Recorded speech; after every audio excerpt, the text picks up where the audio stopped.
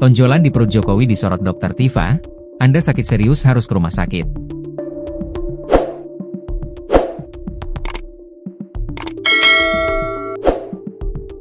Dr. Tifauzia Tiasuma atau Dr. Tifa berpesan bahwa penyakit yang dialami Presiden ke-7 Joko Widodo, Jokowi, adalah penyakit serius. Karenanya Dr. Tifa menyarankan agar Jokowi berobat ke rumah sakit. Seperti diketahui Jokowi muncul saat perayaan ulang tahun ke-64 di rumahnya di Solo, Jawa Tengah.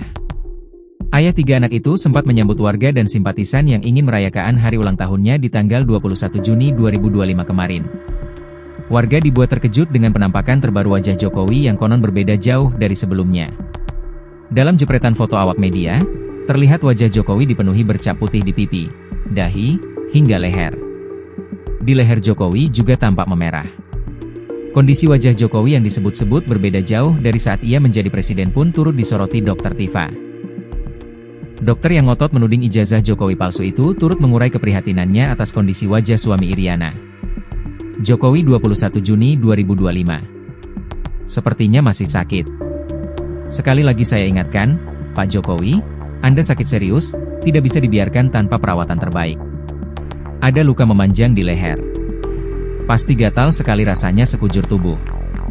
Semoga lekas sembuh, Pak.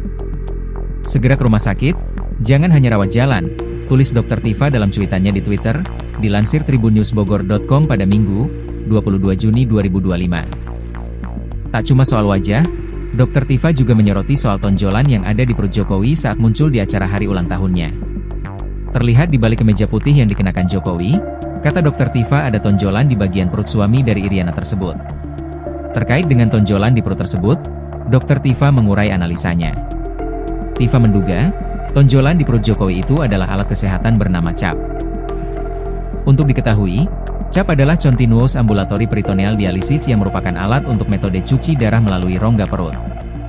Kalau melihat dari tanda dan gejala yang sama-sama kita lihat, praktis sejak bulan April 2025 hingga sekarang, dan saya akses adalah penyakit autoimun agresif, maka dugaan saya alat itu adalah CAP.